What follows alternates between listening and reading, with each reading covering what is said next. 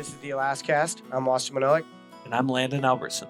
Just a couple average bros trying to be above average. Trying to fill that freezer and make a little less wall space. But in the end, it's all about the adventure. Cass here. Mm-hmm. So we're going to kind of just do a wrap up of stories of 2019 and our preparations of what we did for the last year. Because we're about end of January now, getting ready for the next year, but also reflecting on the year we just had. It just happened. So what is happening right now? It's dead of winter. It's cold.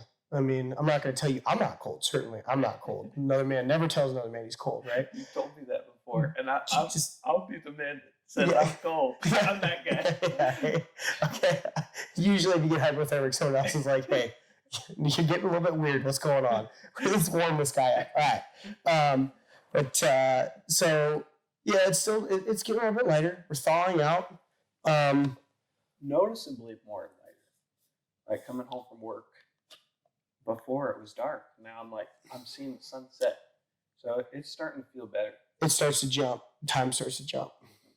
And we got to address the elephant in the room real quick. We've got Caleb back here.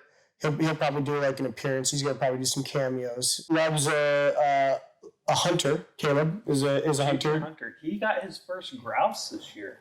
Actually, his first kill. Mm. So he was very excited about that. And we're moose hunting with Leo, my other son, and grouse crossed the road.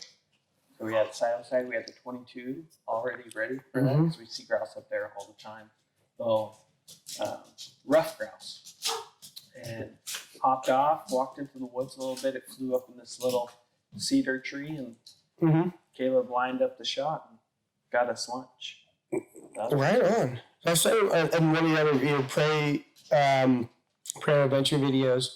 Was he the one that shot a moose? Yep. So he's the one that he got the grouse. Okay.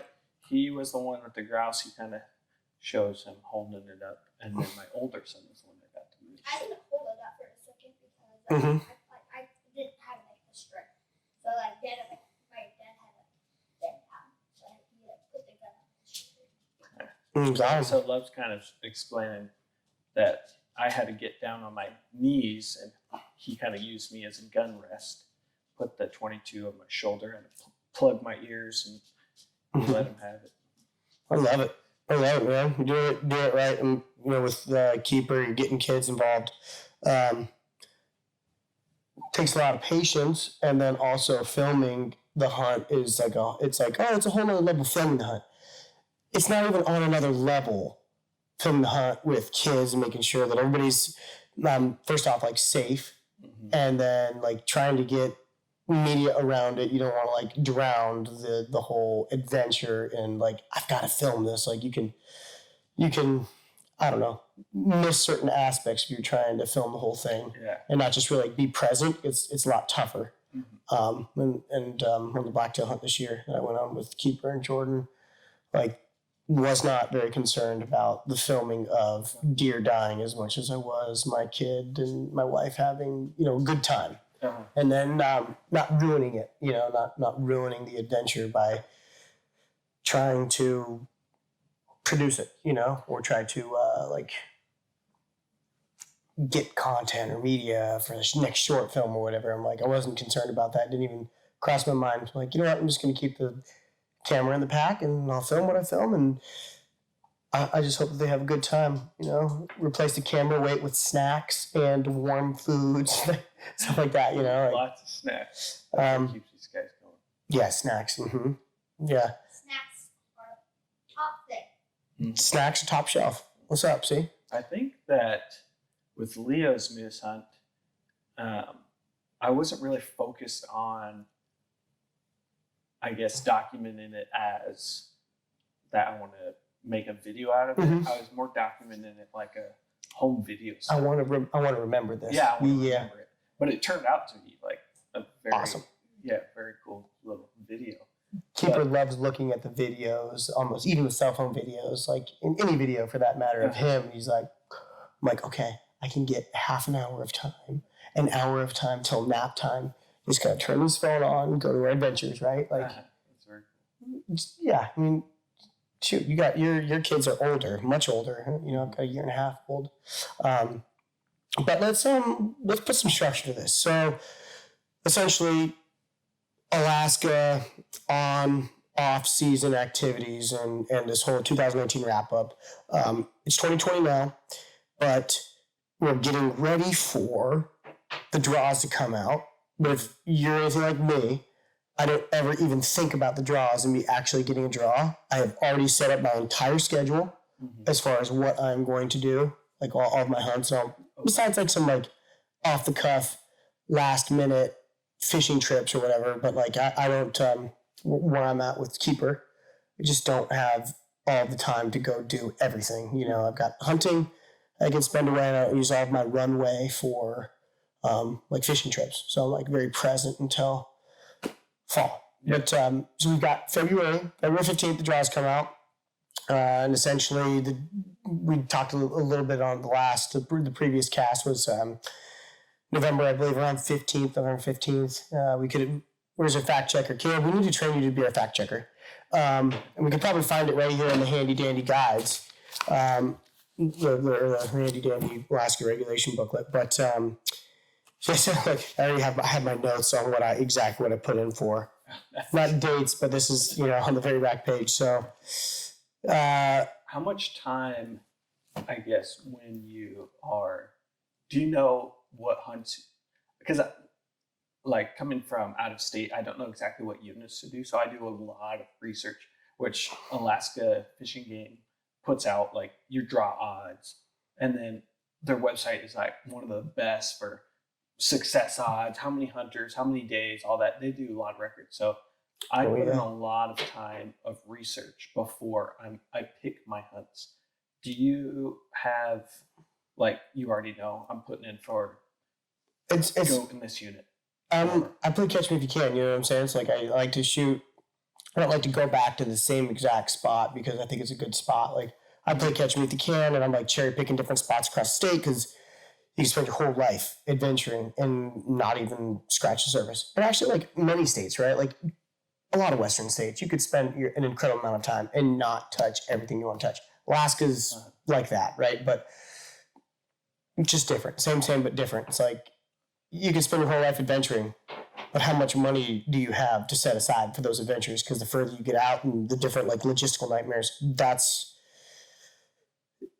like the limiting factor, right? So as far as like the research goes, when I was an undergrad and like when I was starting to get into it and became like absolutely like paralyzing, like obsessed, where all this research is available at my fingertips with internet. This was not available like 20, 30 years ago on the same level it is now. So now like I just spent so much time talking to people, like people who would listen to me, these silent giants, which like silent giants, I keep it very humble because we're doing a podcast, but there's so many like absolutely gifted hunters and people who have been here in the heydays in certain units and travel across Alaska, and they're not on social media, they're not on TV, and they're doing stuff that is just like mentally numbing for a lot of people. So keep it in check there.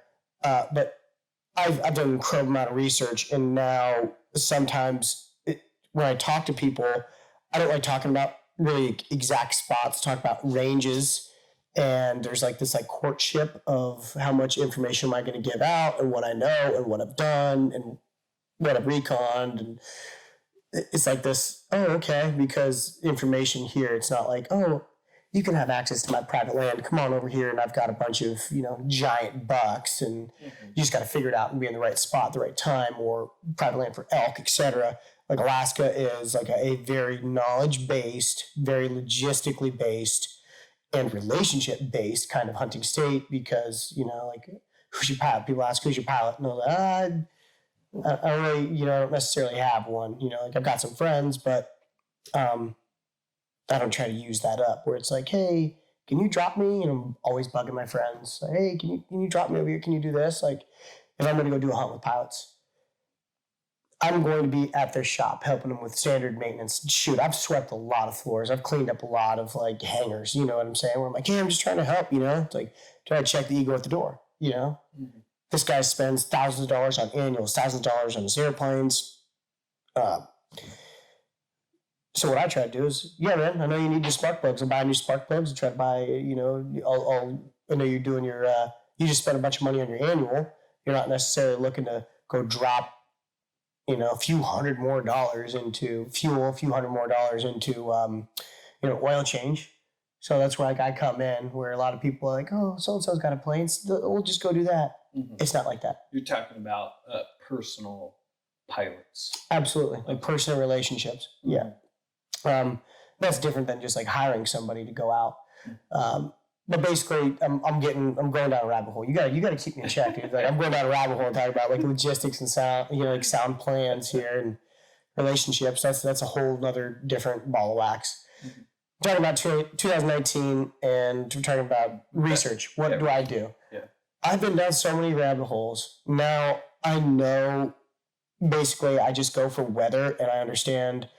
I know where a lot of animals are. I know a lot of the individuals that are going after those animals in certain units. Guide use units on X Maps has been great for guide use. Doesn't tell you who is there, but if you know the guide use area, you can kind of figure it out, and you can kind of figure out some of the relationships with the pilots that they have, the transporter guide use. Some of them fly, but then they also have relationships with transporters, and you can try to get to that spot, but the relationship with the guide and the transporter. So explain guide use area. What's that mean? Only guides can go in there, or guides have like a permit for that? What's that mean? So basically, as I get more interested in that now, and like the guide side of things, mm-hmm. where before I just didn't know the rules of the unseen rules. You know what I mean? Where it's like, oh, this isn't a rule, this isn't a regulation, but this is a relationship of somebody, and they're not going to out their buddy because he makes a living in these three drainages mm-hmm. for Dall sheep, moose, and bear hunters, and caribou, That's where he makes his money, and he's got a relationship with a transporter that is flying clients into him, and he is trying to prevent residents that are paying less money to go to the same spot from going in there. So it's like this game management, like there's guides that are trying to manage game on a different level, right? Which is, it's still legal. You're allowed to do that. It's just a money thing.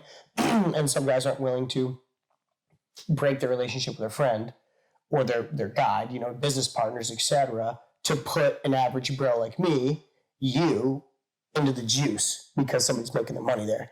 So as far as like spots and knowing where to go, how to do it, when to be there, I start to look at trends, population trends. I spend a lot of time with biologists. Okay. I go in, I'll bug the biologists. Back before I had a kid, like hot tip alert. Hot, steaming, smoking, lava hot tip. Spend as much time as you can, donate as much time as you can to be a part of like a local fish and game. Your office, Anchorage, Palmer, Fairbanks. There's all sorts of offices where people are like, yeah, okay, cool. Which actually, I don't even know. I've never spent any time in Fairbanks, so I'm not even sure if they have one. Where's my fact checker? Is there a Fairbanks office, or what's that look like? I've never been in there. I'll look it up. But you keep going. Yeah. Fact checker. Yeah, we got these things have changed hunting. Okay. So yeah, I'm going way too deep on different tangents here. But as far as like hunting spots and trying to figure out, I think that's perfect. Is if you're doing research on units to put in for, I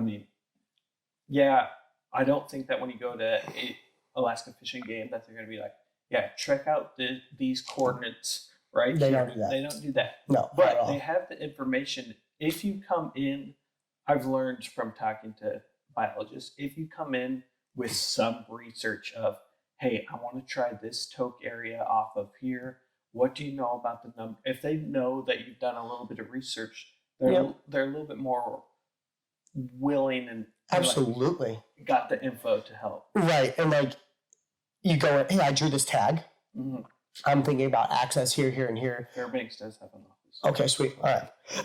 I thought I saw it, but I've never been in there. But I do see some of the individuals from analytics from like friends and followers. I'm like, oh man, okay, there's a bunch of people in Fairbanks. I'll get, people reach out. So as far as like knowledge goes and trying to help people go be successful in the field, there's endless resources. And I used to see like ADF and G. I'm like, oh man, same thing as the state troopers. I'm like nervous around them. Like, I don't know why, because I do know why. Look at this booklet. Like, it's a lot of people are like, you need a law degree to decipher this. It's like, no, you don't. Like, if you spend enough time doing your research, understanding everything, and then you get like a set of principles that you go out with and like a formula, like this is what I do on every single hunt, on bear hunts, etc. Then you don't got to worry about, do I need to salvage the skull and the hide and or meat? Do I have to leave sex attached? There's like, you go through and you finally you figure it all out, and you just go by like my like base principle, or not necessarily mine, but you establish that like you dodge all the small nuances of, oh, I'm in a predator control use unit, I don't need to take the meat, or in this unit I can debone my moose. This unit I can debone my sheep. I can debone this goat. You know what I mean? Make the pack out easier. So you don't dive into all of that if you just have like a strict guideline that you always go by. But like following the same method, man, every single time. Of that, if it'll work here, it'll work there. Everywhere. Yep. Gotcha. And so that's where I follow a lot. I'm like, yeah, it might cost you more money shipping $5 a moose, you know, I don't know, $1 a pound or something like that from a village or something. It might cost you a little bit more, but the headache of not having to worry about that is substantial for me. So without going into even another like squirrel hole, it's kind of, fishing game is a great place to go. And the more you are involved with them and the more you do your research, the more willing they will answer certain questions. Granted, I've gone in there and they like look at me and I've got a question where I'm sitting on the advisory committee and I'm like, well, hey, how many dog sheep have been killed over the last 10 years in general units? Now, how many sheep have been killed in the Dalton Highway Corridor Management with bow only? And they're like, that's going to require a lot of time, Austin. That's something that I would have to get approved through ADF and G to spend my time doing that. I can answer this and this because it's like, you know, I can pull this up in my magical spreadsheets that nobody knows about. But that, sorry, man. Okay, I get it. You know, yeah. You don't know unless you ask. So as far as research goes, where I go, I'm trying to knock off as many different areas as I can go and play catch me if you can, because social media and posting pictures, people are smart and they figure it out. And social media is not a good place for your research. You know what I'm saying? So there's a lot of individuals, which is cool. They find it, whatever. I post a picture or whatever happens, and they find it out from there. Cool. Does that happen all the time? No, but it does happen. And I do get some comments that they know exactly where I'm at. And I'm like, delete, I delete that as quick as I can. Yes, has happened before. Bringing this around to fishing is the same thing. The bent stump. Yeah, the bent stump. Yeah. Even with you, Jen's holding this big 30-pound king salmon, and you just see this one little log in the background, or you watch the video. I mean, if you watch the video, you know exactly where we're at. But did I just hear a car go by? yeah. Yes. Yeah. Okay, that is the stump. And then you post it because you're like, oh man, check out this giant fish. You're just trying to share your experience. And then they're like, oh, I was just down there yesterday, blah, blah. And they tell the entire social media exactly where you're at. You're like, oh. Yep. And they're getting a pulse on, well, was the bite good? Or like, you know what I mean? They're reading. That's not the research you should be doing, but that's like an ultra hot tip. If you're like following certain people, you're like, oh yeah, okay, I know where they're at. We're road warriors, you know what I'm saying? It's like a lot of different hunts, people are going to figure it out. Like, oh yeah, I know exactly where he is. So that's the whole thing of like, yeah, posting this now. Which is fine for those people that have already done it. But, yeah. But then those people are like, I see you here, blah, blah, blah. And then the people that have never done it, guess who's sitting in the fishing hole next week? Right? And then they camp out on it. Like, I bet, yeah. So, which is fine. I mean, yeah. Like half of this is to help people be successful, but we also don't want to ruin the areas that are good. Catch me if you can, man. Catch me if you can. That's why, like, when I I've been born and raised Alaskan. I've been doing this a very long time, but once I came out from underneath my father, and I'm in my teens now I've got to go learn these lessons on my own, and I've got to go find these spots. I got to go to different spots, and I learned, oh wow, the spot that Dad said was good in the 80s that we had, we were pretty successful here for sheep and caribou. Back when he had like a Suzuki King quad and he was like big stuff, you know. Now this spot with planes, swamp buggies, Argos, the new revolution of like these bad boy 4-wheelers, side by sides, like this spot is so blown out, and they're still good, but it just kind of like the competition aspect kind of ruins it for me. So if I go to spot, like I'm like, oh, this is a magical spot that I've had for, you know, my life. And I go there and have a bad taste. I'm like, I don't like this. I don't like this at all. So I'd rather go to a new spot and find it. And then people are like, how did you find this spot? Why are you in my spot? I'm like, You're just exploring. I'm exploring. I'm doing different things. Like, I do my research, man. It's not like I jump on social media and I've found different spots from other people. That's not how I roll. And that's why I'm like, you know, the whole thing, circle back to talking to individuals. You got this like courtship of, oh, well, you know, what unit you kill a sheep in? It's like, don't make me be a liar. You know, don't ask. Well, what mountain range? You know, people are like, well, what mountain range? Like, come on, man. Yeah. You know what I mean? Like, which I think if you notice on social media these days, man, everybody's looking for, they're like, oh, I don't want to know the exact spot, but what unit? What road were you up? You know, it's kind of like, that's what it's become. Yeah. So, but anyways, back to 2019. So, to kind of tie these together, research draws. You drew one from last year, right? Did you draw any hunts from 2019 that you went on? Okay, so yeah, last year this time I did a muskox hunt, right? So like I put in for 12 years for this muskox hunt, and I finally drew it, you know. So I drew the muskox, and then 2019. Did you draw? I drew the caribou hunt. Oh, okay, so that was 2018 that I drew the muskox, and that was the following year that I did the hunt. But 2019, I drew a moose tag on the Yukon, and the Yukon's changed. Like at the Koyukuk River, and like that was like prolific, you know what I mean? Like my father-in-law, he's hunted it like 13 times, right? Been there before it was permit, you know, before it was draw, before it was like any registration and subsistence where you got to cut the top of the antler off. Like he's been there and did that in a prolific area that was like, oh my Lord. And then I've been in several like juice factories for moose, right? Where I'm like, oh yeah.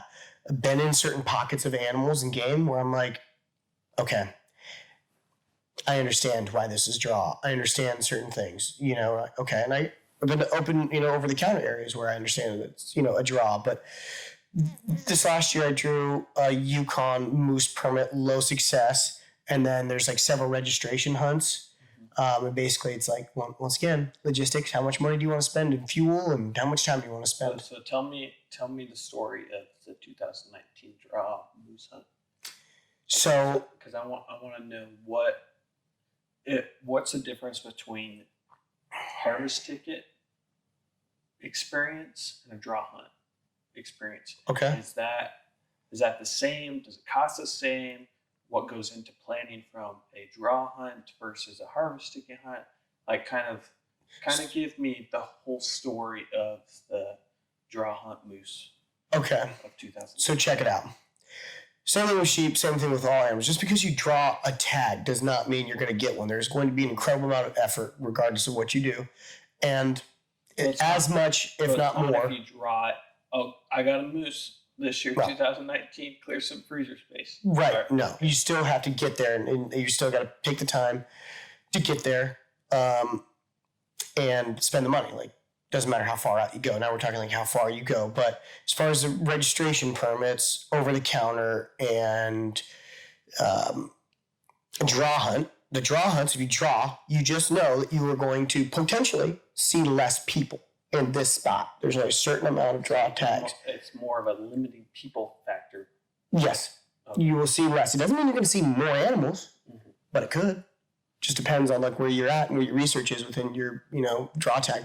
So, and as far as the registration goes, like, yeah, I drew a moose tag, and like I drew a moose tag, and I'm like, well, we've got a bunch of people who are trying to hunt moose on this river, and different sides of the river is a different story. So you're in a big boat, 2 boats, small boat, going across the Yukon, trying to get to different rivers, trying to get to little pockets based on like Jet boat, propeller boat.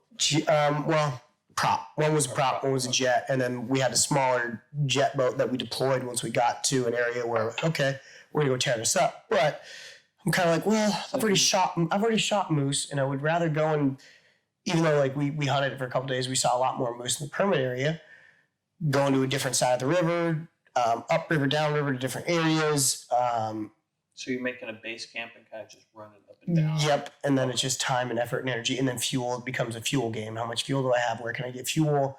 Are you like setting up and calling, or are you just kind of spotting and stopping? Well, as far as like, moose, doesn't matter, 2019 wrap up or not, like, I call it swamp lording, right? Like, I will go, get to a swamp on a map. I will climb a tree. First thing, bring 3 climbing spikes with me. I climb a tree. Is it dangerous? Absolutely.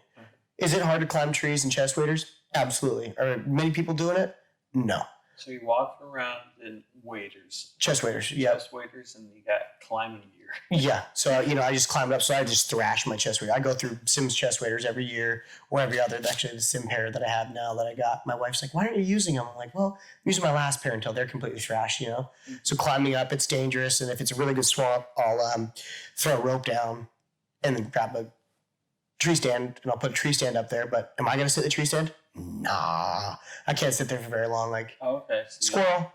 Like, I gotta go, man. It's like I spend 30 minutes to an hour, depending on the sign that I see in each swamp. Climb a tree. If nothing's there, I get down. I'm going to a different spot. But a lot of times you climb up, and the moose are there, right off the rivers in these different swamps, and people don't see them. Even if they're in the swamp, you go out there and you can't see. There's a row of small willows, and the moose is out in the swamp, but you wouldn't be able to see them unless you climb up. So I'll climb up and look out and over into different swamps. And so if I see a pocket of moose, or if I see something like, oh, okay, hey, there might be a bull here. This looks a good spot. We'll come back. Let's go down there. And so I'll go down, climb a tree, look, do the same thing, get to the lower limbs by tree spikes, I climb up, I get up there. And my father-in-law, Vince Criffy, he taught me that, where I was like, yeah, why don't we just sit here and call? And he's like, if I don't get a call, I leave, So we're spending time on the river, going around, using stand-up paddle boards, like accessing different stuff that not many people are doing just for the adventure and like who we are. You know what I mean? Just like, I can't sit still. It's never ended. You gotta always be moving. I always have to be moving. Whitetails eat me up though. Like I talking about a 2019 wrap up, I got like absolutely humbled by missing like a 140 class whitetail in Alberta. I was hunting with Big Jim. That was at the end of the season. So that is very humbling, even though I am sitting still. I was pouring a cup of coffee, literally pouring a cup of coffee in it all day, sit, and I look up and there's a buck 20 yards behind. He walked in. I swung and missed. I shot low. Like, you got to get your excuses in order before you tell it. I'm like, I was shooting for his heart. And I was, thinking he was going to like jump a string and drop down, and go right into his heart. I just missed. I just blew it. But it's, whitetail hunting can be very similar to moose hunting in the sense if you climb a tree stand, you sit there, and some people have an incredible amount of success where the last 2 weeks of moose season, you sit in a tree stand and you spend 5 days there calling your butt off, you know what I mean? And then eventually they come and you're like, oh wow, I sat here for 5 days and here comes a 60-inch giant. I'm like, cool, man. Right on. They got the moose. Cool. I can't do that. Which kind of brings me back to our moose hunt. And that's kind of one thing that I learned once I came up here. The first year that I hunted, I kind of hunted like you would elk, call for 15 minutes. Mm-hmm. Here, nothing showed up. Go to a different area, walk, a few 100 yards, half a mile, Mm-hmm. call again for another 15 minutes, an hour. Just hitting the ridge lights, thinking Mm-hmm. about something. You're gonna get you a trotter to come in, like elk hunting. But then when I went out with my buddy, that's kind of showed me the way.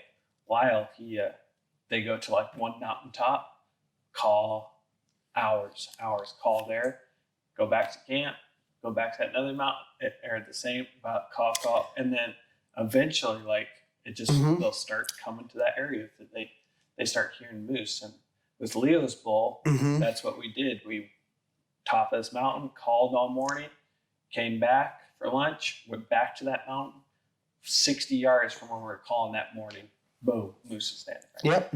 And so yeah. So the big thing is when you are calling, you have to have somebody on the stand, and you got to remain vigilant, because all of a sudden you're sitting there and one could walk right by and you miss it 100%. And it happens a lot. And people are like, oh, only hunt the mornings, only hunt the afternoons. It's like big buck hunters will tell you, I've killed some of the biggest bucks from 9 a.m. to 1 p.m., 2 p.m. You're like, really? Like, yeah. Same thing with moose, same thing with glassing. The big boys will stand up and absolutely pull their pants down in the middle of the day. I've killed several and helped people kill several right in the middle of the day. You're like, really? You shot them at 12 o'clock, huh? I'm like, yep. So, that being said, also prime time in the morning, prime time in the evening, called them in all the time. But I get to all the time is prime time. If you're out there, you better be hunting, not just catching a buzz, drinking beer and chilling and thinking one's going to be stupid and show up right here, right at base camp on the river. It's like, yeah, that might happen. It does happen, sure. But even if you're not paying attention to base camp, you'll have one walk right by and be like, there's bull tracks in our camp. What the heck? Well, you went to bed a little too early and you blew it, you know? So, like our caribou hunt, we did that too. Yeah, Mr. Chance. You missed your chance. We had that in our caribou. We were sticking at our evening hunt. You know, we're like, oh, let's just call around camp, you know, just kind of hang out. And so we called for several hours, nothing. Like, oh, I'm kind of tired. Go to bed a little bit before the sun goes down. You know, just laying, reading the book. Whoa, whoa, whoa. You know, and I'm like, oh my gosh, we're all trying to throw our stuff on. And man, he walked probably like 50 yards from our camp. By the time we got all ready, he was across the river on the other side. Could tell it was a big bull, but couldn't tell if it was legal. But you're like, you know, people are focused on like, you know, oh, I got to get the newest camo, you know, I got to get that Kuyu, Cryptek, that Sitka, that Browning, the Hills, all these different, you know, it's like, oh, I need to get that. It's like, you know how many animals have been killed in freaking knee-high rubber boots and blue jeans, or whitey tighties, middle of the night, like, oh wait, I heard something. And in the morning you get up and you're like, there's a bull out here. You go out to take a leak, and you know, it's like, my whitey tighties just got out, but you got your rifle with you, and there's a 60-inch bull you've been calling, and he's 15 yards from camp looking at you, and you're like, I'm glad I had my gun. Yeah, that one would have definitely been a skivvy shot. Oh yeah. It's usually what happens. So I always bring like camp shoes and stuff like that. Is you got to be ready, man. You know, you got to be ready to get real athletic real quick. And it's really hard to run. You know, Alaska tenderfoot. It's really hard to run on some of the gravel and some of the stuff that's here barefoot. You know, Devil's Club. Just it's pretty nasty terrain. So, all right, if we're talking about moose, we're going to do another whole nother cast on this with several people who do over the counter stuff. So we won't dive too much into the minutia of moose hunting now, but basically the hunting season goes. So your river hunt, tree stand, and is that how you guys? Well, what got us to that stage? You guys ended up getting some moose this year. Oh yeah, we shot a couple moose, and we could have shot more. From the tree stand, or no, swamp busting, swamp stomping, swamp loading, climbing, calling, moving, and we'd actually been to both the same. Where we shot the moose, we'd been to those swamps, and I actually had another encounter with a moose in those swamps. It was a small moose that I could have shot with a trad bow. It was any bull area, which is cool, but wow. He came right in, you know. He came in, busted into the swamp. There he is, called him in, raked a little bit. He came up. It was a really cool encounter. And then 2 days later, we came back to that same swamp. Okay. And I was just like, all right, you know, let's go in. But we came in from a different angle based on the wind, where the wind is coming from. And so you don't want to obviously like approach it, but you don't want to try to sneak in there too much, because then they're like, something's sneaking. I don't like this. No, walk off before you even get to the swamp.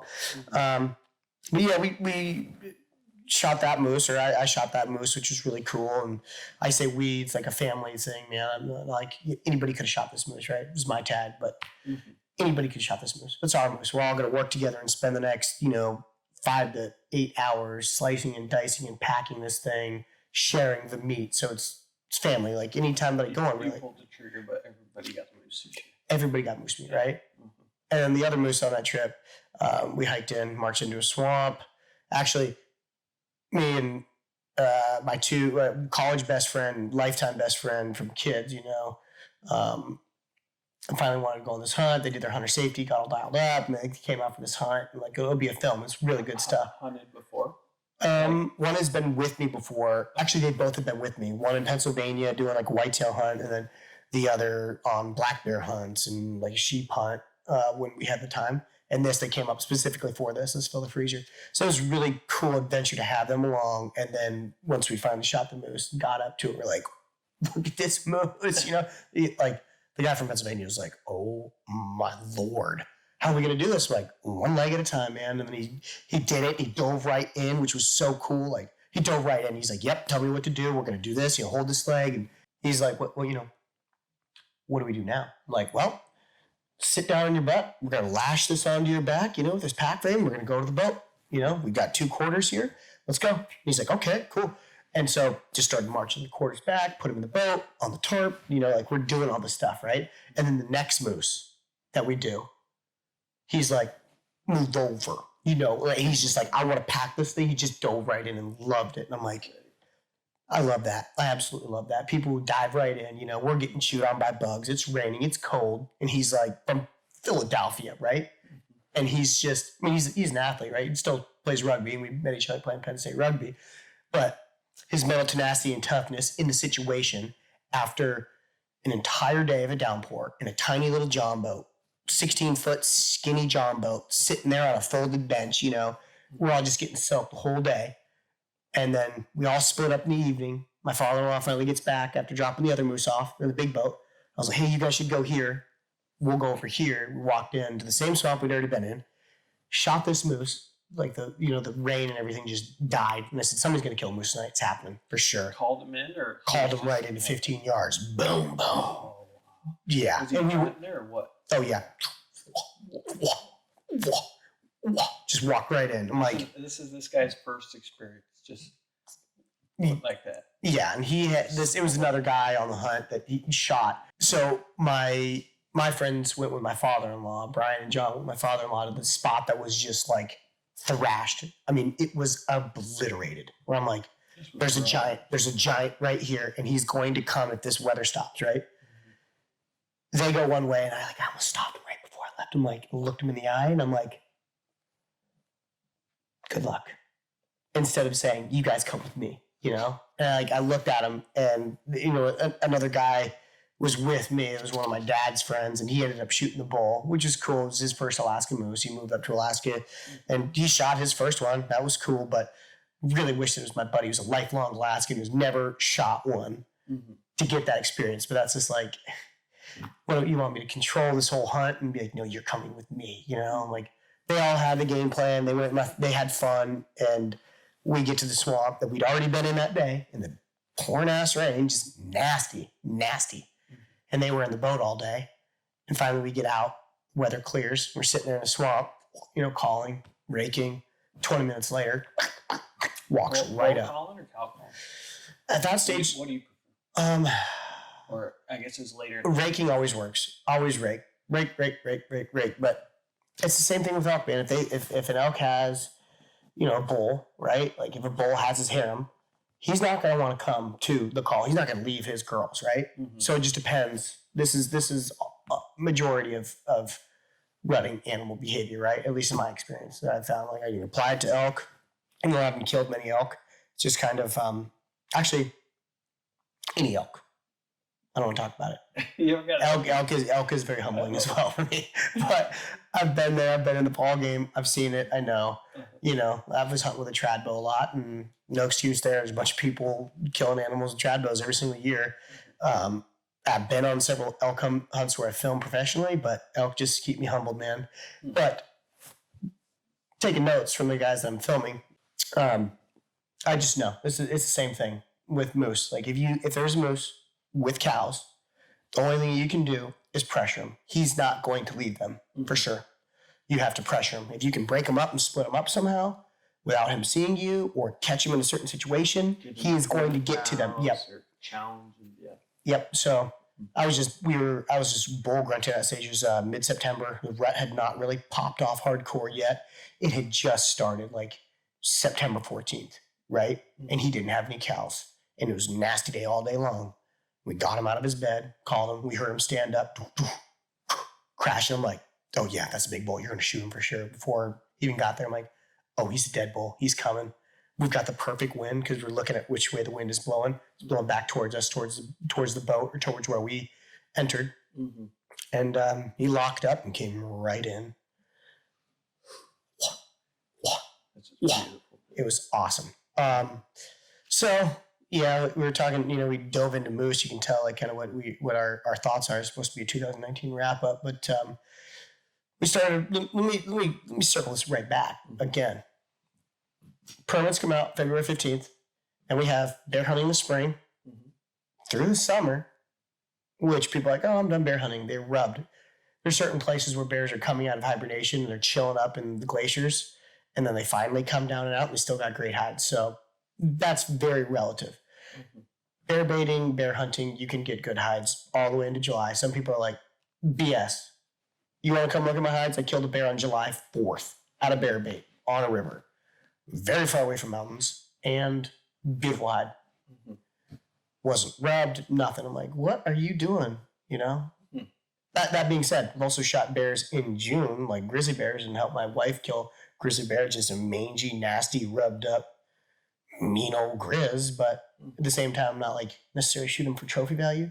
It's more for the predator management aspect, because you can eat bears and bears are good, but I much prefer moose, and the bears eat the moose. They're a competition, so it's like game management. So that's why I do a lot of bear baiting and take a lot of people out. And I'm not necessarily concerned with, oh, it's a trophy bear, a big bear. Great, that's cool. But just keeping bear numbers in check so that when we're on the river, we're hunting on four-wheelers or ATVs or planes, whatever you may have, whatever transport, you have a higher success rate of moose and caribou and sheep, just keeping the predators in check. And that's, this predator management. Like, you have to do it. Granted, if you didn't kill anything and they killed all the moose and started eating each other like they did, like they've done, they get trichinosis. And then they'll have a substantial population crash.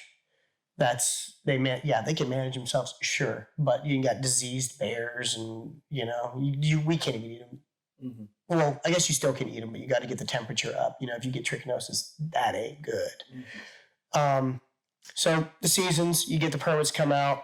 If you're like me, you've already planned your seasons out well in advance, and then it just shifts with dates a little bit here or there if you do draw a tag. But spring bear, regardless. And if you draw a brown bear tag, it's usually the following year that you get it. So same with the muskox, comes out the following year.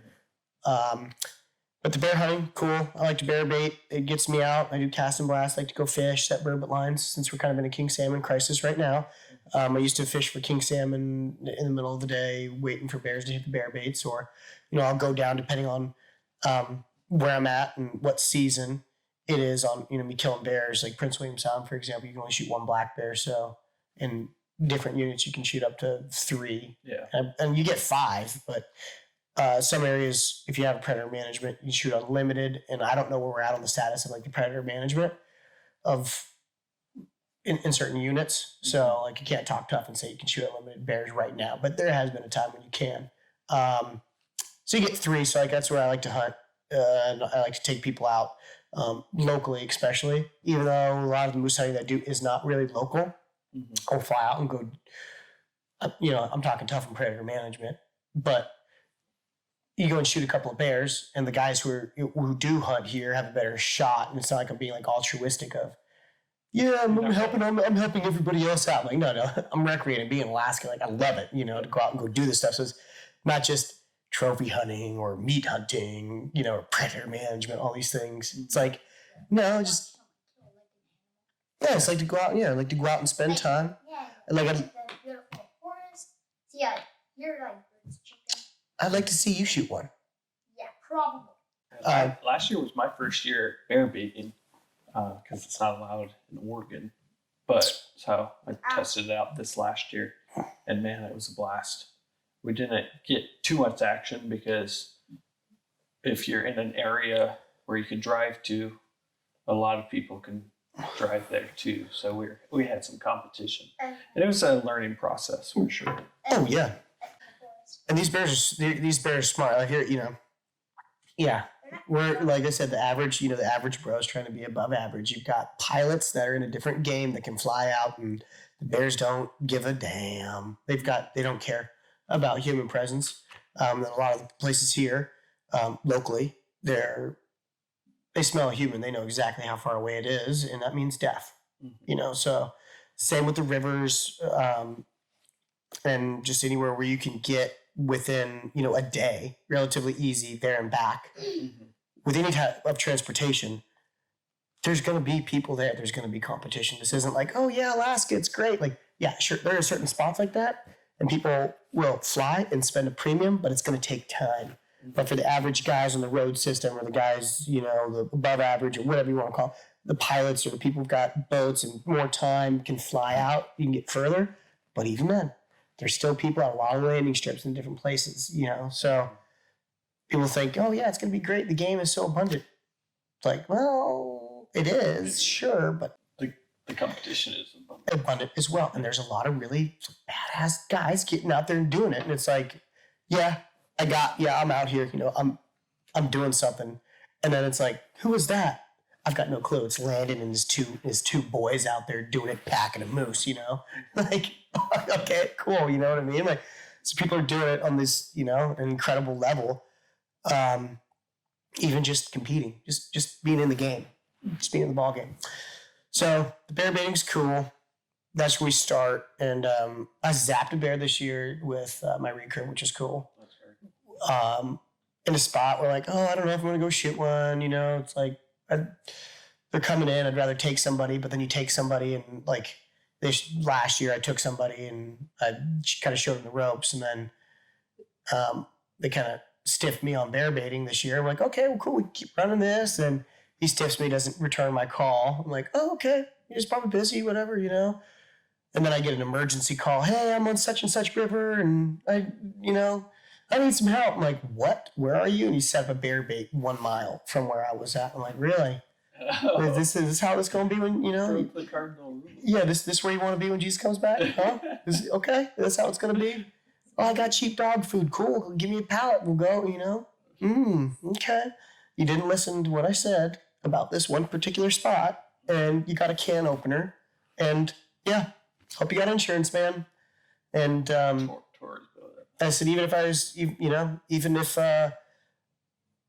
I could right now, I wasn't around. I was like, even if I could, it would take me an hour and a half to get to wherever you're at, just in a boat, not even driving there. Mm-hmm. So I'm like, if you get to a spot, call me back. He barely made it. He scooted in and he barely made it. And when he got there, the boat just, he got on step and the water came out. And yeah, but I'm like, okay, see you later. By the way, don't call me ever again. Okay, you're safe? Cool. I will help you, but I don't want anybody to be like in a bad position. I'm like, it's just going to take me a long time to get there. Let me know if you get to a spot from your sat phone, and I'll come down. I'll come grab you. But he made it back. That was all good. So it's like, you take somebody and you show them something, and they do that. It's a competition aspect. I'm like, there's still rules. Yeah. Cardinal rules, man. Some people don't get it. I didn't think it was going to be a big deal. Like, whatever, dude. You got bear hunting. What is it? Bear season starts April 15th, right? Tax day. Isn't that right? Baiting. Yeah. But yeah, there's certain you can hunt year round for bears. Yeah. But I mean, I really start diving into it once baiting starts. So starting from about April 15th, mm-hmm.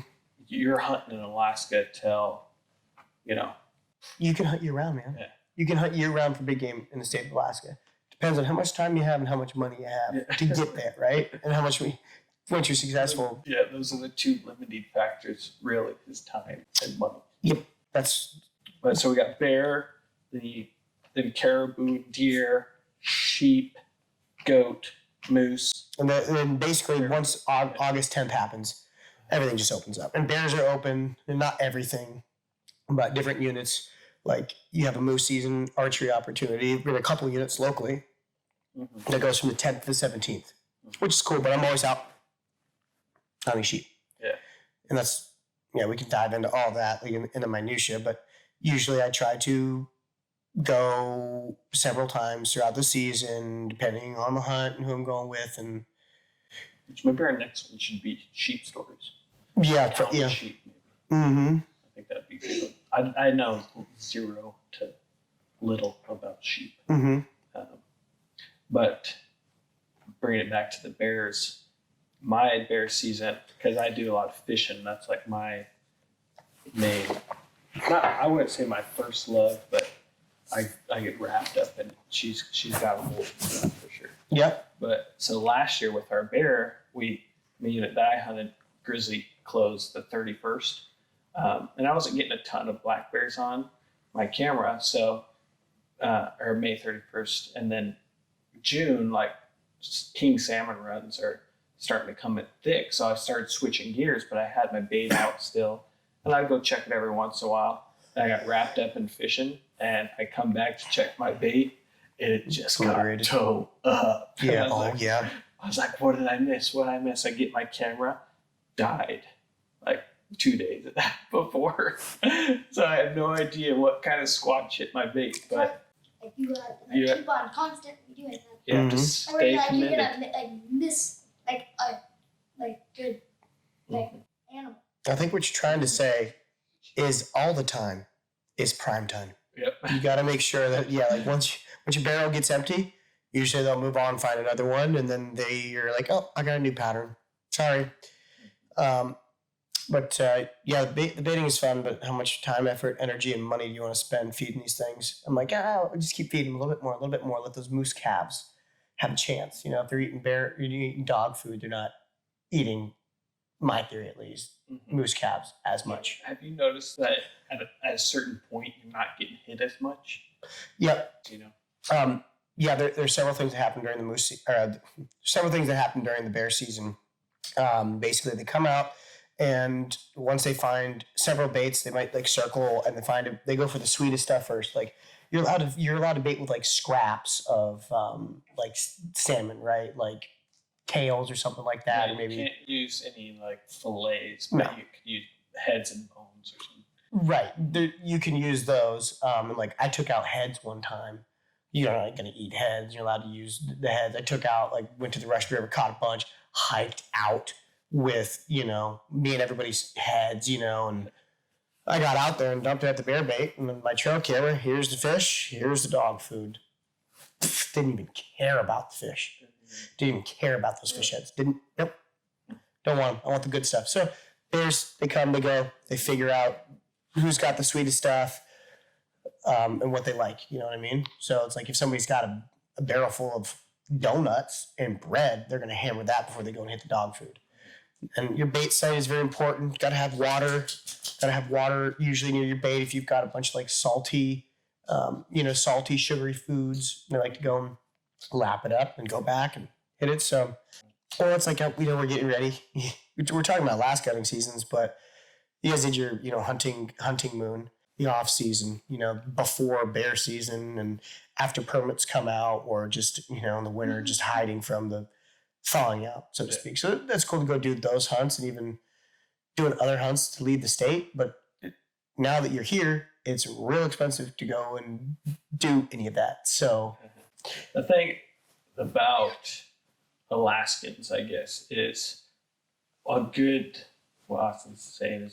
way to break it up is by doing those little warm vacations right in the middle. And that's what me and Jim did last year for our hunting moon. We went to Maui, so that was 2019 to bring us back to our wrap up.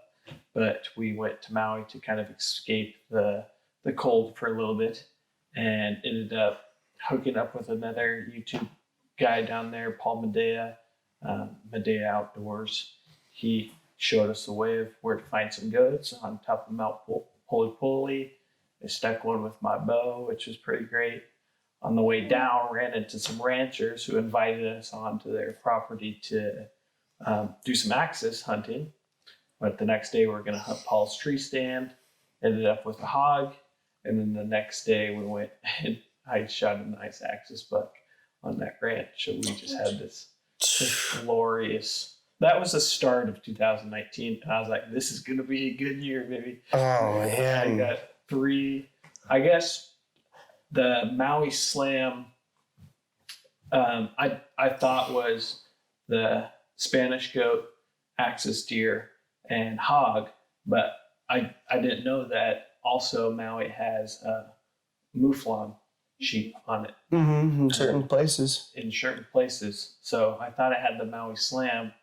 I got to go back and get me that sheep. Oh, yeah. So You got to do it, man. I got one more thing to get. You gotta go, man. I'm like peanut butter and jealous, man. That's really cool. You gotta go do some good stuff. I told my wife, like, there's not many things that I'm up first for. Mm-hmm.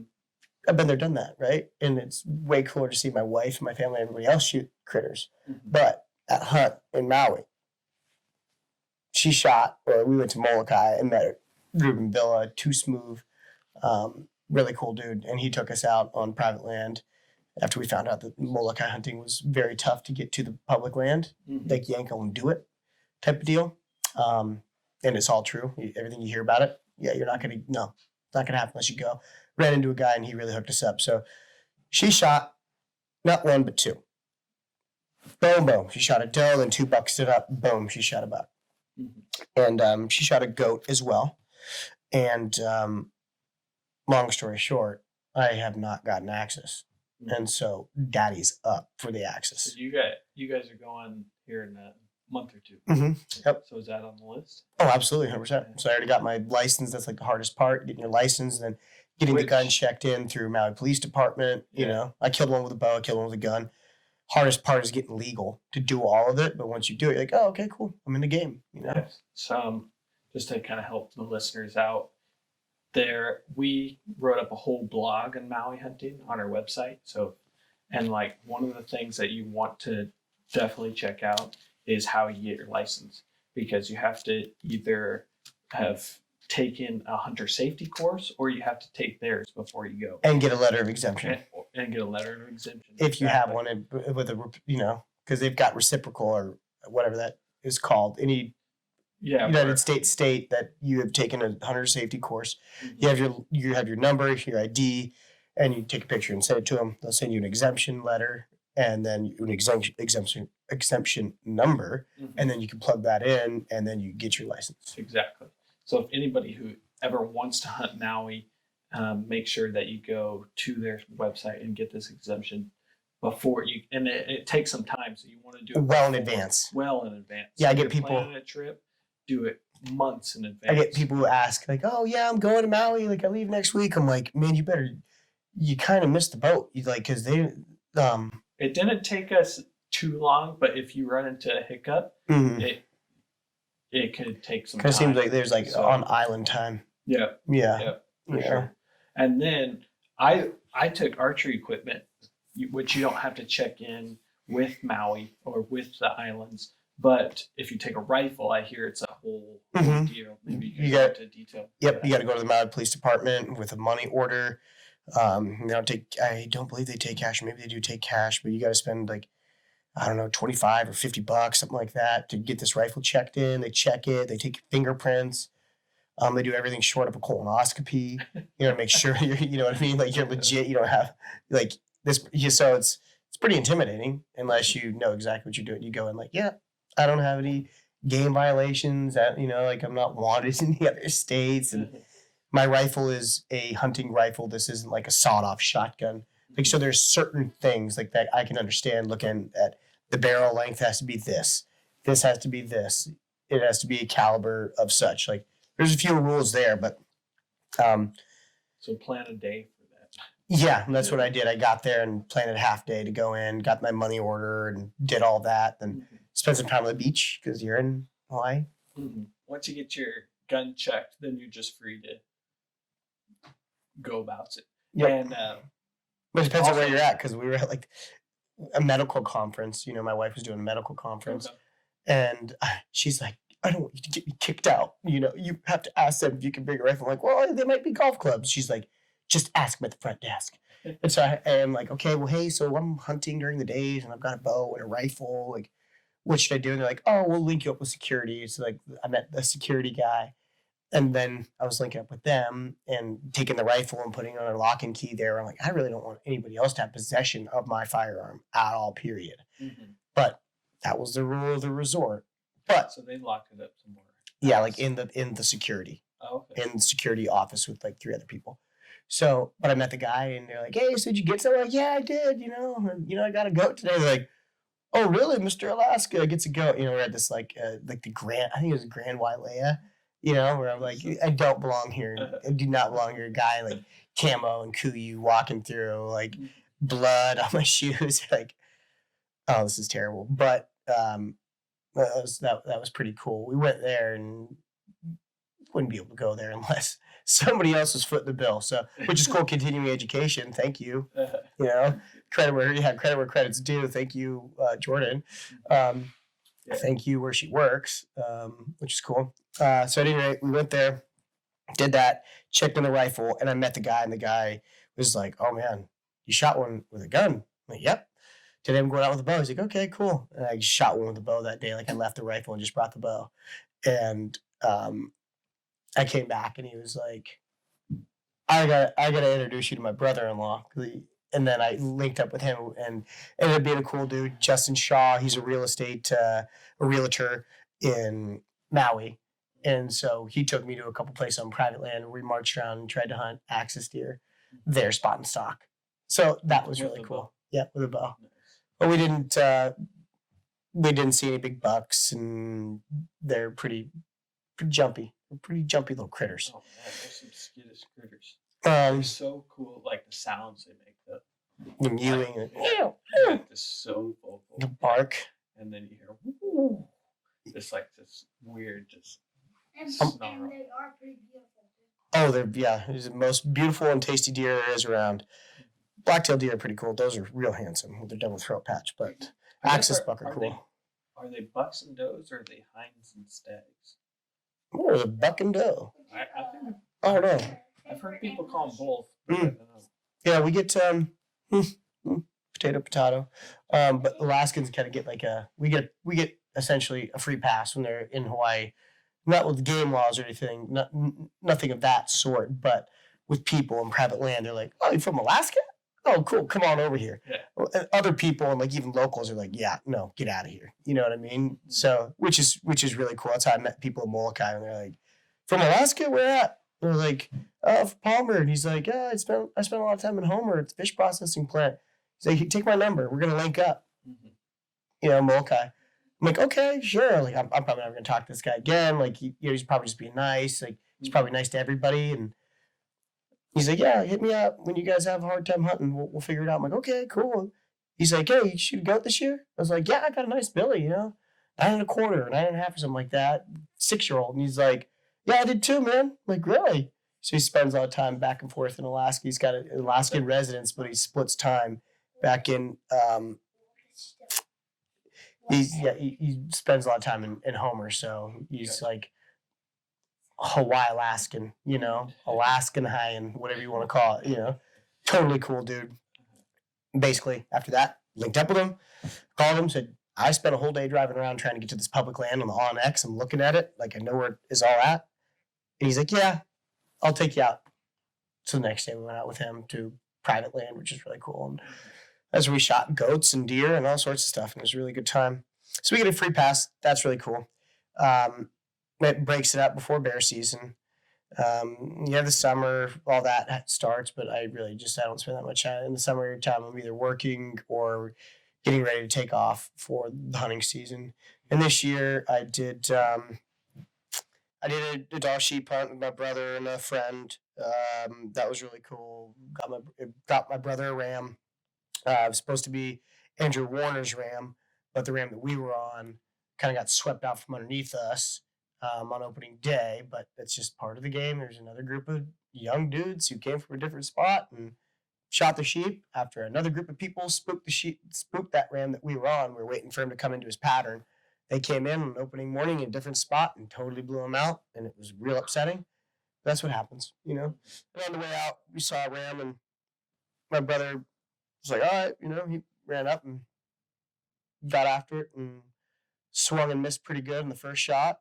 And then the ram kind of committed suicide and like ran right at him because it was going over him. You know, the bull's going over him, and the sound of the canyon was coming back. And it was scaring him right towards him. So the sheep ran right at him, brother shot, killed the sheep. That was cool. We had a really great time on that adventure. Really tough terrain, really, really rough transportation, getting there and back. Every pound, everything counted. It was pushing the limits. That's like the whole thing. Like a guy, he had to have been 60 years old, you know, bringing up a 14-year-old. They spooked the ram to a 19 and like a 21-year-old or a 20-year-old or something like that. Like, then they shot him, and we were right in between, and we didn't see, like, oh, hey, there might be another sheep coming up. I don't know why that one took off. What the heck? And then out pops an old dude and his, you know, kid or nephew or whatever. Like, oh, okay. That's how that happens. Yeah, competition. Yeah, all right, whatever. And Augie and Andrew were like kind of upset. And I'm like, well, I've just expected it. Every single year this has happened. Nothing has changed in the last 12 years as far as like I've been really seriously hunting sheep. Mm-hmm. Nothing has changed. Every year, every spot that you can get to with a highway vehicle, even with airplanes, somebody else is going to be there. You may not see them, but they're there. There was another group that we saw that came up and pushed the sheep to us from even deeper. Like, oh my gosh. So, long story short, we did that. That was cool. Then I went back out and did a solo hunt with Crick's dog. We went out and hiked in and got aggressive in the game plan. That was really, really, really tough. But the first sheep hunt ended 6 days short. It should have ended. And I was kind of like fired up to continue on because I know there was more sheep there, but work and different schedules, they had to get back. I'm like, okay. So I went back out, shot a sheep, a solo. That was cool. And then basically after that, I was there for, you know, a week, spent time with family, which is cool. And went on that Yukon moose hunt with the 2 boats. There's just, in that hunt, there was so many working parts with, we went in the early end, and there was another group that was going to fly in, link up with the boats and go down and do their hunt and then drive the boats back. And there was a lot of working parts there, flying in, flying out. I'd rather just drive the entire way in, drive the entire way out without having so many people involved. Just too many moving wheels, too many, yeah. But that being said, it was one of the funnest times I've had on a moose hunt. Absolutely. That's my dream hunt. I want to do Yukon moose for sure. It's fun. There's so many ways, we can dive into doing an OTC moose hunt and talk about the transportation and logistics because I've done it several years now. And I've done it many different ways. Fly in, drop camp, floated in, flew in, floated out, and now I've jet boated. And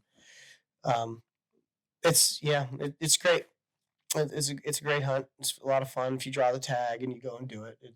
It's just there's a lot of working parts, and when you get out there, everything's breaking down. You got to kind of be MacGyver and figure it out, and water gets in the fuel, and you got to filter it out. There's all these like small things that happen that if you're not prepared, you can be out there and it gets a lot more expensive. You got to fly in a part to come. So after we flew out, I went and helped a buddy, took a buddy out and shot a goat. And then after we got that goat, which was cool, I went out and did a goat hunt for myself. And I used that 350 Legend, which is a Winchester. I guess now several manufacturers are making the 350 Legend. Oh, really? But it's a straight walled casing, fastest straight walled casing round ever. And it's meant for the East Coast crowd with straight wall casing regulations. Okay. So Michigan, Ohio. So what's straight wall casing? What's that mean? That's straight walled casing. It's not neck down. Okay. So it's just a straight like a 4570. You see, it's 4570s, right? Looks like that, but it's just 350 Legend. This is tiny little round that has a serious knockdown. Okay. Like a lot of Pretty energy big coming out of it. round. Well, they've got several different offerings, but I use the 180s, the Super X PowerPoints, and you know, like, hey, it's not going to win any beauty pageants for ballistics, but Press and drop, too. it's a hammer, right? So I wanted to test it out on my goat hunt. And I knew I had to be under, at 200 or under, and I got to 150 yards and thumped him one time in his bed, and he was dead in his bed because I didn't want him to get off and jump off the cliff. And where he died is he died on a postage stamp. We sliced and diced it right there, but if we would have stepped off, we're gone. So that was a really cool hunt. Did that. Did an IG takeover for Winchester, so that's there. It's on my profile as well. And, they published a version of it. I'll probably publish another version of it and syndicate. So that was fun. And then after that, I did the last hunt of the year. Really, for me, was the Kodiak deer trip that I just went on, and that was really cool. Took Keeper, my wife, and my father and mother-in-law. Yeah. And we went out. The deer hunting was tough. We went to a spot, and it seemed like it had been hunted pretty hard. But that being said, we ended up scoring the 2 biggest bucks we've ever shot. Yeah, some beauties. Yeah. And did you get much footage? I know you said you didn't really focus on footage, but I got enough to tell a story for sure. we're going to have to do a whole cast just planning a hunt and doing a hunt in Kodiak. Because that's one thing I really want to do. And I think like a lot of listeners and people that come up to Alaska are very interested in Kodiak. Hunting Alaska on a budget. Yeah. A lot of people are interested in these reindeer that are on Kodiak now. After Solo Hunter and I did that episode, now people are like, I want to shoot a reindeer and a blacktail or a caribou. I want to go do that. How do you do that? I'm like, well, it's a really hit or miss on the reindeer. Very hit or miss. But absolutely, we'll dive in and do just like planning a moose hunt. We talked a little bit about that and dove into a rabbit hole there. But there's opportunity to shoot moose. There's opportunity to shoot deer, caribou, black bear, all unguided. And you can do muskox unguided as well. You don't need a guide for muskox or bison. The only thing you need a guide for in the state of Alaska is Dall sheep, mountain goat, and grizzly brown bear. If you're non-resident. But you can do everything else over the counter. There is over-the-counter opportunities. Muskox, you're going to have to draw. Bison, you'd have to draw. But you don't have to have a guide to go do that. So there's a lot of opportunity to do all of the above, and I think a lot of people will dig that as far as we unpack our lifestyle in Alaska. I mean, so there's so much opportunity still in the state, even though it's kind of getting necked down. You're going to see more people now than ever. And not only is there a bunch of badass dudes from Alaska, there's a bunch of badass dudes from Lower 48 that are coming up who are really mentally tough, have the right gear, and go out and knock them down, which is cool. It's cool to see. I don't really like it, seeing non-residents come take my animal, But at the same time, I go down, spend my money to go down there, spend money for conservation, and I'm taking a non-residence or taking a residence opportunity. So it's kind of I check it all. I say that, but for the real species that I actually care about, sheep and goat, you usually don't see too many non-residents unless they're with a guide. Yep. Well, yeah, they come up. I think as non-residents paying for conservation, I mean, they come up and they're taxed. We get our tax for free, right? So they come up. So it's cool. So it's like a double-edged sword with this podcast, even giving some of this information that we have and all the stuff that I'm even talking about logistics, how to get there, what to do, how to research the opportunities that exist, the dates. Give a lot of people a fair shot at coming up here and not having to break the bank to do a big adventure, and the success is on their shoulders, which is cool.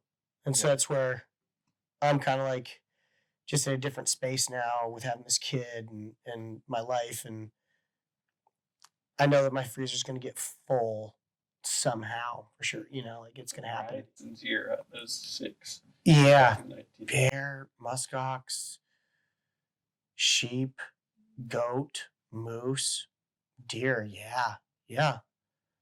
I didn't get a caribou, but You know, like how much meat can I handle? So a lot of individuals who are, Do with all the meat that you like get every year. I tow truck people, man. Like the big thing that I do, I hook it up, but I don't just like, oh, here's a hind quarter, here's this. Like, I'll get good meat made, mild Italian sausage or brats, and I'll share the wealth with friends and family. Like if they didn't have a great season or something like that, I'm like, hey, I've got some packages. So like, here's a little Cars bag, a little plastic bag full of goodies, and be like, hey, I really appreciate that. And like you give out a couple of those, and you're like, oh, okay, I'm okay, yeah, I'm not in a meat crisis, but I'm gonna have to go out next year. You know. And same thing with me. Every time I go back to Oregon, like big ice chest full of fish, Mm-hmm. moose, caribou. And You know, then I just get it, and they're just so thankful. You know? Absolutely, friends and family. It kind of just is one of those things that it just makes you feel good, like that you're helping people out. And you get to share. You almost get to share the experience by sharing the food or the Mhm. meat with those people. Mm-hmm. like if you just if you get like a big moose and you want to share like half of the heart, just cut Just cut it right in half. That's like the moose hunt that we did this year. We split it up between 5 guys or 4 guys. So we split it up with four guys. 2 moose, 4 guys. So between it got half a moose essentially, and you break it down, you get a few 100 pounds of meat. You're like, okay, cool. Now I've been really making a lot of meatloafs lately. I'm just like Daddy's sweet loaf. Been making this meatloaf, and this meat is disappearing pretty quick. But I gave a lot of that moose to the guys who were going back to the low 48 and filled their freezers. They bought chest freezers for the event, so that was cool. Pretty expensive meat in all reality to fly up, do it, and then ship it down. Like, but it was cool. They've been sharing it with their friends, their family, and everyone's like, you need to do more of this hunting stuff, which is cool. And then, being a part of these other hunts with other individuals, other buddies. Usually when I go, they're like, hey, so what do you want to do? I'm like, well, what's your freezer looking like? And if anybody is in a meat crisis, I'm like, okay, yeah, sure, I'll split the bill and take it all, man. I'm like, just give me a couple of the goodies that you have so like I can, be a part of it and taste it. So that's what do you do with all the meat? The meat gets eaten and the meat goes to good places. And you could donate the meat, but as far as like friends and family, the meat gets donated before it can even get donated. You know what I mean? So like I know a lot of people come up, they shoot a moose, and they'll donate it in the village, or they say, "Hey, here's your transfer possession form," which is the very last page. I shot this. I'm giving them this, which is fine to each their own. Everybody, you want a trophy hunt and spend a lot of money, go do that, and just take the rack. You spent your money to go do it. There's nothing illegal about that if you salvage all the meat and you've played exactly by the rules and you can donate it. Yeah, sure. You're paying for conservation. Is that what I do? Absolutely not. Like I want to eat the animals that I consume. And so it's just kind of what you want to do. Friends and family, my friends and family, there's never like a meat crisis, so to speak. And when I'm getting ready to go on a hunt, I'll try to give away make some space the next year and then not let that meat just get buried 2017 2016 2015. It's like, oh my gosh, that's how it goes. You cycle it through different freezers, different years, different meats, and then your salmon. Like that starts all over again. So Multiple freezers is key. That's for sure. mhm. I have three. Well, I guess 4 if you count the one that's attached to the fridge inside. Mhm. and the one that's out there, then two in our garage. Yep, multiple freezers. Got fish freezer, game meat freezer. Serious. And Two game freezers. And then just like voted, we need more freezers. Because soon we're just gonna get kill. Mhm. 4 people. Shoot. No, you just need to eat more. You just need to eat more meat. That's what you need. You're grown boy. So that was my season wrapped up. We really drug that one out, but I could unpack every individual story, but you can tell what our interest is because we start to go down rabbit holes and start to dial in the conversation. But let's hear about your story. I just went on auto rambles. Now let's hear yours. So 2019, like I guess I said a little bit, started out with our hunting moon Mm-hmm. in Maui, which got the goat, the axis deer, and the hog, Mm-hmm. which was glorious to have those 3 different things in the freezer. What'd you think of that goat? The goat, it wasn't that bad because I've had goat before. I grew up on a farm that we raised goats, Mm-hmm. so I've had it before. It was very similar, but I did turn most of it to jerky. Okay. So it was bad. You wouldn't know. Mm-hmm. But I didn't get a lot of meat off of it. I mean, you don't get a ton of meat off of them, that's for sure. And plus, the one I had wasn't very big. I get a kick out of there, going up and hunting those goats. Dad, dad, dad. Like, oh, it's like starting to be light, and you're up there. And dad, dad. I started doing it when I was with him. He was walking around like just chuckling, like this is fun. And there comes a little herd of them walking by. Once I shot one, you're like, oh, these guys aren't that big. Like you see them in binoculars, you just don't. At least me, I didn't have a frame of reference. I'm like, I wonder how big this thing actually is. And you get up to it, like, oh, these little guys. Like the rancher we ran into him, he's got so many on his land, he calls them rats. Yeah, and they grab in the roots and they pull up the roots. They don't just trim the tops. They same with the pigs. They're rooting it up and tearing it out, and that's why it looks so barren up on that lava rock. And that's why they're all invasive species there. But you did the bear baiting. We talked a little bit about the bear baiting. Talked about the honeymoon. Let's fast forward and get into, because you did a whole bunch of fishing. Mm-hmm. Yeah, the Russian River. We've seen some of your videos. It's been awesome. So and then in June started off king salmon fishing. My sister Where? and her boyfriend. Whoa. Where? Yeah, see, yeah, because right now we're in King Salmon Cry. Like, all right, so you had to go. You don't got to mention any rivers. Well, But what unit? What mountain range? What was your transportation? I'd say come off of the Bering Sea. Yeah. South of Nome, south of Nome, north of the Kenai Peninsula, like west of the Canadian border, a little bit. We did pretty good about king salmon fishing. My sister and her boyfriend just moved up here from Oregon, and her boyfriend didn't do very much fishing before, so I took him. I was kind of showing him what to do. He's fished a few times for trout and that kind of stuff. I was like, oh, we're just gonna float these beads, He's like, Are kings or trout? These are for kings, under a bobber, with little soft beads or jigs. Because in the river that we were in, you can't use bait at that time of year. Okay. So I was kind of showing what we're gonna do. Like Oregon steelhead rig. Yeah. Oh, okay. Okay. Yeah. NDA. So I'll have to sign it when we get done. Your non-disclosure agreement. And show me what. Very similar to like you'd catch a steelhead, and toss it in there, and he hooks up first, right? And just fighting this king, and he's like, oh my god, just instantly hooked. So bobber down, set the hook. Bobber down, fights this big old king salmon, gets him in. That's his one for the day. He tagged out before anybody else. I'm like, all right, beginner's luck, sure.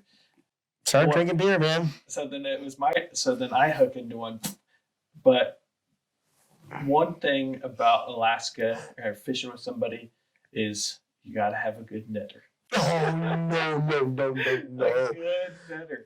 So I hook into this guy, and it was a toad, just a chromer. Jumped a few times, and he's like, I'm with my wife, and she's filming, and with my sister. And then he's like standing there with the net, like only a few feet in front of me, and the fish is down there, but I'm like turning him towards the river or towards the bank. And this fish like swims almost on the bank, and he's just like sitting there for a while. Like if he would have been down there a little bit, he would have got him. And then goes back in, and then comes in, and then right when it gets to the shore, does the old spear move. Goes right down the line, pops the hook right out of his mouth. Yeah, and goner. So I didn't get mine. Next day, we decided to I'm doing the bobber method still, and he's kind of just trying to figure out his bait caster. So he's almost like flipping a blue fox. He's just Vibrax. Vibrax. He's almost like flipping that and just kind of like working on like getting out there a little bit farther. And it hits the water, and this fish, I watch it comes from the deeps, dude, almost hits it on top water, a Vibrex. Really? Big old king. I'm like, oh my gosh. Catches that one and it tags out again, and those were his 2 for the year. Right on. Good One for there. him, man. I didn't catch nothing. Good for him. So he's instantly hooked. So that was king. Yeah, and the netting is key. I went over and did the suicide trip down to the Russian.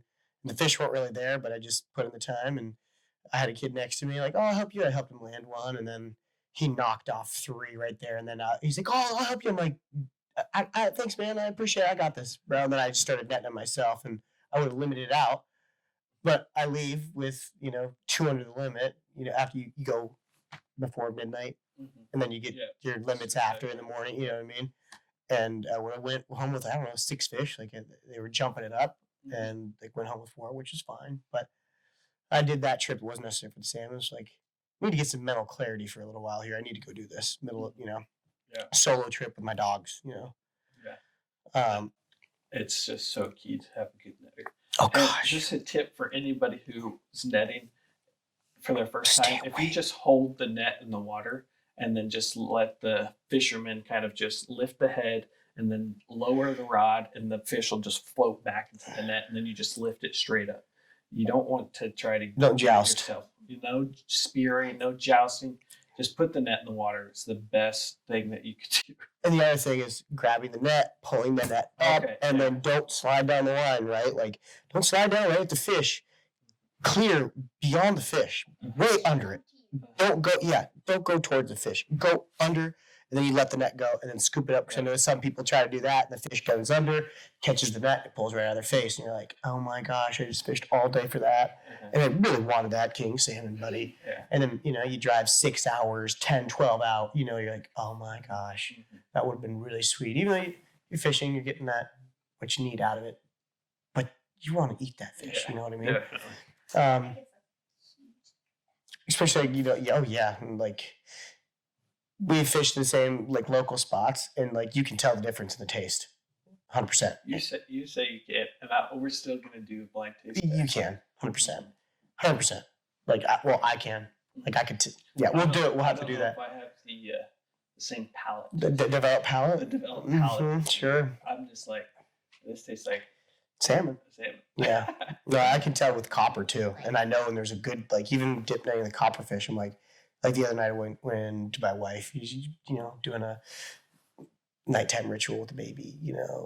Bath time, diaper, jammy, night, Mhm. and we didn't. I just was late to cooking dinner, and I brought it into her. I was like, "This is a good one." You can tell the fat, you can see it, and the color is different. I'm like, "This is a good one." Brought it into her, right off the pan, fresh. This is good. You can tell. Mhm. Okay. I still gotta develop the palate. You will eventually. And then we did You will. focus a lot on king fishing, and then of course this year was just an extraordinary year for Russian River Reds. Mhm. Like the early run had like 125,000 fish that made it up, and usually it's like 44,000.